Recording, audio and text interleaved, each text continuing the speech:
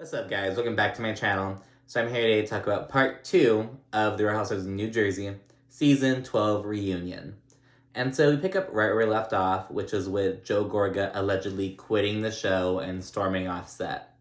He's calling Teresa out and basically saying that she isn't acting like a sister and she's always calling him out or putting him down, blah, blah, blah. And so he's pissed, storming off backstage, basically going to the other end of the studio, it seems. And Teresa's kind of dumbstruck, and she's like, I don't mean to put him down, blah, blah, blah. And Andy Cohen basically has Joe Gorga's side. He says, well, you are putting him down. You did. And then Teresa, he's like, oh, well, you should go talk to him. And Teresa's just like, well, I'm always kissing his ass. He's my baby brother. I'm always kissing his ass, and that's why he's acting like this. And Andy just says, he's like, oh, well, go kiss his ass some more and go fix it. So she goes back there, and she goes talk to Joe, and he's just basically, he's on this big old thing. He's really he's really upset about Teresa calling him a bitch boy, or agreeing with Jennifer calling him a bitch boy. And he's like, oh, well, if Louis goes out there and if he defends you, then he's a bitch by your standards. And Teresa's like, well, it's not the same. He has to defend himself, blah, blah, blah. And Joe Gorga is just super upset, and Teresa's trying to mitigate it kind of in her own way. And then I go back to Andy with the other women. And they go into talking about how essentially, who was it? It was Margaret specifically. She says something about how being friends with Teresa is like a dictatorship, and they're just kind of doing their own thing while the Gorga drama is going on. And then Andy straight up, he's like, oh, well, fuck this shit. I want to go be... He goes to be Metiche. He goes to, like, see the drama. So he's like, I'm going to go see what's happening. He's like, I hear yelling. Let me go see what's up. And so he leaves the women and goes to go see what's up with Teresa and Joe. Oh, and side note, regarding the whole bitch boy thing, Melissa brings up about how she calls Louis a bitch boy, basically. She's like, well, Louis was the one who was all up in challenging Margaret, basically, and saying, oh, you wouldn't intimidate me on your worst day, or on my worst day, or something along those lines. And Melissa's like, that's not bitch boy behavior, and so she's calling Louis out, and it's like, girl, you would not be doing that if fucking Teresa were here. You're just doing that because Teresa's gone. But yeah, so Andy goes back there. Teresa and Joe, they work it out. But she offers a very dry apology, and then they make up, and they all just go back to the couch. For 11 years, I've been trying to talk to you. Okay. I want to have a relationship with you. I love you. But you've said some nasty things tonight. Sorry. Okay. Then once everyone's back, except Joe Gorga, of course, we go into a little Dolores segment. And so we find out that her mom's doing well after her heart surgery. And we also find out that Frank... So, when we left off, Frank was living with Dolores and the kids, basically. But now Frank is living with David, Dolores' ex-boyfriend. So, two of Dolores' exes are living together. And it's really weird. And Dolores goes in talking a bit more about her new man, Paulie. But he's not an Italian Paulie. He's actually from Dublin. So he's an Irishman. So Dolores is with this new guy. And she talks about how, although her and Frank's plan was to live together, she's like, I have a boyfriend now. And that just wouldn't be acceptable. So she does have that strict boundary with Frank. So that's something to see. And then what else? She also reflects on what she's learned from her past relationships, because Frank was a cheater. It was a bad husband to her. And David, he was a good guy, but he was a doctor. He's super invested and busy with work. Couldn't really see Dolores that much. And she basically said that from Frank, she learned that that life goes on after divorce, after stuff after that, basically. And with David, she says that she basically she was with him for too long, she says, and she basically learned that kind of more about what she wants. And she talks about how Paulie, who has met all the women at this point, he's more outgoing, and the ladies love him, and he seems to be more up Dolores' alley than David, because David is a bit more meek, kind of a bit more of a wallflower kind of dude, and probably seems a bit more out there. We haven't met him like at all yet, but from what we hear of him at this point. And then we see a little kids montage. We kind of go through seeing little moments with all the New Jersey kids. Some highlights. So Dolores is extremely embarrassed about the scene with her and Frank at their little family meeting with the kids, because the kids were basically telling Frank, like, oh, hey, if we're all gonna live together, you can't be out here fucking bitches. Like, basically, you can't be bringing girls home and stuff like that. And Frank was like, oh, so when your boyfriend spends the night, Gabrielle, are you saying you guys don't have sex? And Dolores was like, oh my gosh, I hate that. What did she say? I wrote it down. She was like, that was terrible. I don't like him talking like that. Like, she was livid, it seems, very embarrassed. Andy proceeds to ask about Margaret's stepkids. And so Margaret, like, how her relationship is with them and everything. And Margaret talks about how between her and Joe, they have 6 kids altogether, and only one relationship is strained within that mix. I'm assuming Margaret's counting her, as she says, her natural born son, as she calls them, her stepkids that she raised, her ex-stepkids, I guess I should say at this point, which from Jan, and her new stepkids, I guess, with Joe. So with all those kids, it's like 6. And only one kid is like strained with Margaret. So it's getting better.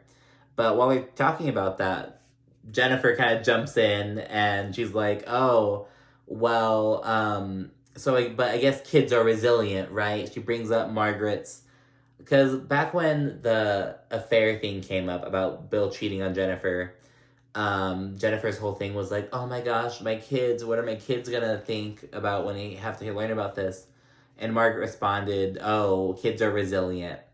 And so Jennifer brought that up, and kind of coming from Margaret, and Margaret was like, oh, she basically explained about how, like, allegedly she didn't mean it in, like, a cold kind of way. She didn't mean it to be, like, insensitive. She meant it in, like, oh, kids are resilient, they've got this. But I'm kind of side-eyeing that, though, because it's like, okay, yeah, you said kids are resilient, but the tone in which Margaret said it, it wasn't like, oh, like I mentioned, it wasn't like, oh, kids are resilient, they'll get through this, it's fine, it's not the end of the world.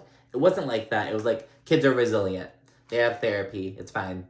And it was just the tone and, like, in her Margaret's voice, it was like, I don't know. So I'm not buying that, to be honest. Like, Margaret, if you said that shit with your chest, be like, yes, that was fucked up of me. Don't bullshit with. I don't believe that, to be honest. I'm gonna say that. It didn't land how I wanted it to land. It's like, well, you just I don't know. I thought she didn't take accountability. It was like, just say I worded it wrongly. I don't know. Whatever. And then before we go on past the little kids segment, Andy brings up how Gia was initially concerned about Teresa moving in with Louis.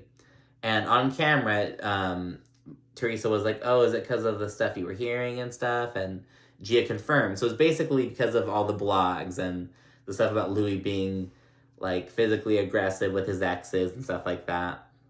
And Teresa says that Louis' exes are only gunning for Louis because he's dating Teresa Giudice. Right. These exes want to bury this guy. No, it's because he's with Teresa Giudice. He's dating Teresa Giudice. That's why. Okay, mirror, mirror on the wall, who's the fairest of them all? Wow. He's dating Teresa. That's why this is happening. I know. If he was dating maybe Margaret Joseph, this wouldn't be happening. Okay. Yeah. So Teresa's on one, and so is that. But so then we go on to a Jackie segment next after a little commercial break.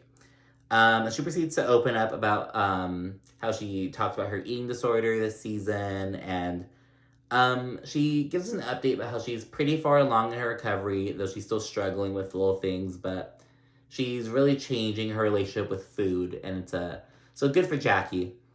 Andy asks he asks Jackie if she's gained weight since the season wrapped. And Jackie responded very quickly, like, Andrew basically like, oh, have you gained weight since the season wrapped? And Jackie was like, immediately like, yes, I have, thank you for asking. And it was like, I don't know. I get why Andy asked that, obviously, because it was a major part of Jackie's storyline this season. About her kind of overcoming this eating disorder that she struggled with for like 20 years, you know? So I get why he asked it, but I think it was kind of inappropriate, you know? Like, I don't know. It's like, you know, she's struggling with her eating disorder, and Jackie does say, I think after she answers that question, about how she's basically still kind of coming to terms with like being in a new body, as she says it. Because she is, as the way Jackie puts it, was like, her therapist said that if you have a child who's malnourished, you would want them to outgrow their clothes and stuff like that. So Jackie's kind of like, I'm gaining some weight, but it's a good thing because I was malnourished before. But she's still gaining weight, and so in Jackie's mind, that's a bad thing, but it's really a good thing. You know, so Jackie's kind of coming to terms with that. And Andy's fucking asking, oh, have you gained weight since the season wrapped? So I don't know. It's like, I get why he asked. I think it might be kind of insensitive, but I mean, maybe it gave Jackie the opportunity to be like, oh, yes, I have. And she did say thank you for asking. I do think it was sarcastic, but maybe it's kind of like, but she didn't proceed to say, oh, I feel like it's obvious, but because you're asking, I guess it's not obvious. So maybe it was good that he asked. I don't know. I think it was inappropriate. I get it, but it rubbed me the wrong way, you know? And later on, he also asks Melissa, he's like, oh, well, Melissa, when you would be, like, eating out with Jackie in public, you know, would you clock when she, like, wasn't eating as much? Or, like, it just felt weird, you know, like him, I don't know, talking about it like that. But I get it because it was definitely a part of Jackie's storyline, but it felt weird, you get me? And, yeah, and then, a viewer asked this a question about how, well, it's not a question, it's more like a comment. A viewer points out that, like, oh, Jackie, as someone who struggled with an eating disorder, you must have felt weird about Teresa fat shaming Margaret, like totally like looping it back to the drama. And it's like, okay, I see you. I think it was some lady from Kansas. I was like, okay, I see you, Shelly from Kansas. Okay. And yeah, so, so they talk about Teresa fat shaming Margaret, and Jen jumps in and she slams Jackie and Margaret for fat shaming her in the past. And it's like, ooh, because before that, Jackie was like, oh, fat shaming's not okay. I don't think people should fat shame ever. And then Jennifer's like, well, you fat shamed me. And they show the tweet and everything. I don't think anybody should ever fat shame, ever. Oh, you tweeted something about, like, if you watch what you eat, you don't get lipo Right, every because week you or whatever. had- That's you had fat talked shaming. about And me. then you said it. You set made it up. comments about what me, did I say? You were like talking about me. I was falling on the floor, and you were like, "She's no lightweight." We didn't mean to drop her on her face. I mean, she's no lightweight. I tried to hold her up. I mean, you know. I mean, it was a joke. It's not like lightweight means But yeah, after checking Jackie and Margaret, basically, Jennifer does go on to say that, yeah, what Teresa said to Margaret was fucked up. So it's really funny. So Jennifer is basically like, bitch, like, you did the same thing to me. But yeah, what Teresa did was fucked up. So it was like, I appreciate Jennifer, like, being real. You know what I mean? Like, whether you love her or hate her, it's like, I love that she's showing up and she's holding people accountable and, like, bringing it, you know? So I really appreciate that. And speaking of Jennifer owning it, in the next segment, which is all about Jennifer and her beef with different people, at this moment, Jennifer's beef with Margaret, Andy points out that tons of viewers had mad respect for Jennifer for, like, basically not denying the affair. Because Margaret brought it up at the party and was like, oh, well, Bill had an affair on you.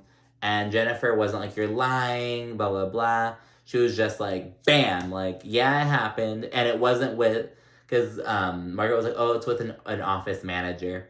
And Jennifer was like, it wasn't with an office manager. It was with a pharmaceutical representative, you stupid bitch. And it was like, yeah, like, it's like she didn't shy away from the reality of the matter, you know? So good for Jennifer.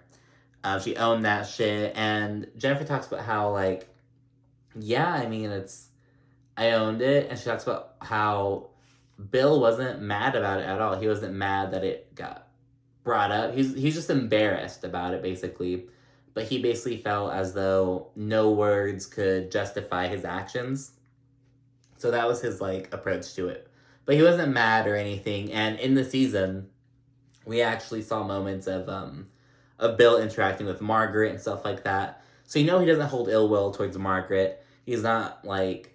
So I respect Bill as well for that, because it's like, yeah, he fucked up with that, but I like that he isn't, like, being this huge asshole, like, because damn well, if you, like, on tons of other franchises, if the husband's business were thrown in, he'd be, like, all salty, it'd be, like, this tension that would spill over to the women drama, and it's like, but, I don't know, it seemed very... stoic, I guess is the word, so it's, I can always respect someone's response to something, so, I mean, hey, Jennifer goes on to say that, like, no one would have known about the affair if Margaret hadn't brought it up, though Margaret disagrees with it, and Margaret says, I know you believe that, but people knew about the affair already, and, because, to Margaret's point, she points out that, like, oh, the indiscretion, the affair happened in an office. People are gonna know. Coworkers are gonna, like, know what's up, and it's true. And then Jennifer talks about how her kids handled the news, she talked about how her son was just, like, I don't think, they didn't tell all the kids, they told the two oldest ones. The son was like, I don't want to talk about this at all, and just never spoke of it again. But the daughter, Gabby, the older daughter, I should say, she was, like, really upset for a second, but then she realized, she basically got over, she's like, okay, Jennifer's, like, my mom's not going to divorce my dad, this happened 10 years ago, so it kind of talks about that a bit. And then, Andy basically takes a poll on, like, with the ladies, he's like, oh, who here thinks that infidelity is a deal breaker, like divorce, basically. And Teresa and Jackie are the only ones who raise their hand, and they're like, no, I can't go past it. So it was interesting. And then there's a little snippet section with, like, Jen and Melissa's beef. And Jen basically, because it stems from, like, an Instagram shit. So it's like, Jen called Joe Gorga, Melissa's husband, a crook on Instagram. And that's, like, was a major point of their beef this season. And then Jen, she brings up these, like, blown up fucking receipts of, like, Instagram screenshots to, like, talk about how, oh, well, I only called him a crook because you said this, and then before, like, she kind of goes back and goes over everything, and it was really, Jennifer made some points, I'm not gonna lie. Finally, to retaliate on her response, ready? Was my response to her response. And the very, very last sentence, yes, we all saw it 100 million times, crooked family got nothing else. Okay, so this crooked would never have been said if this wasn't said, okay? And I was attacked, Andy. Okay, but it was basically just like, oh, well, it all started from you saying this, and then I said this, and you responded with this, and I did this, and...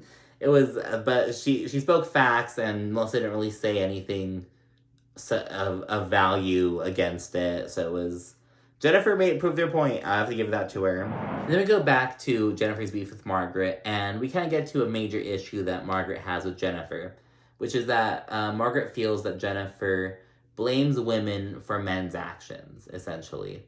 And Margaret talks about how, like, I guess once she learned about the affair, she called the pharmaceutical company and had the lady fired. And she's like, and Jennifer, she was like, yeah, hell yeah, I did. I'd do it again. And Margaret says, like, oh, well, why should your husband go on to have an illustrious career, but this woman should be fired, And Jennifer's like, the lady didn't have a family, and that's my husband. Am I gonna get my husband fired? So it's, I don't know. I got Margaret's point, and I also got Jennifer's point, because Jennifer was like, she says, oh, if Bill had sex with a man, I would have done the same thing to him. So it's not about women. Anyway, Bill should go on with an illustrious career, but her career should be ruined. You know why? Because she's a woman, and that's what upsets me. Oh my it's like, God, no, you're the trying whole to point spin is this now to no, the woman I'm thing. not. I do not feel sorry wait, for her. I'm It had just nothing saying, to it's do always with the her women. being I the was woman. the worst. No, What? it was a person. If he the guy, I would do the same thing Okay, to the fine. guy. But It has why nothing should- to do okay. with it. It's a person. I get her hating the other girl. I get it too. I'll be the same. I hope she trips and falls down a flight of steps. I get that. But yeah, so they're going back and forth and they're basically yelling over trying to talk over each other at this point. And Andy proceeds to say, "Oh, shut up!"